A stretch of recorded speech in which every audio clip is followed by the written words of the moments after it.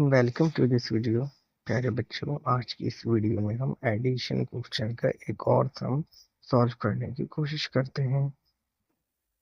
8 plus 4, 8 में अगर हम 4 को प्लस करें तो हमारे पास क्या आंसर आएगा। आइए अब इसे सॉल्व करने की कोशिश करते हैं। जिस तरह हम कॉपी में सॉल्व करने की कोशिश करते हैं, 8 क्योंकि बड़ी वैल्यू है उसको ऊपर लिखेंगे, और 4 जो कि छोटी वैल्यू है 8 से, उसको हम नीचे लिखेंगे और सोचेंगे क्या आंसर है।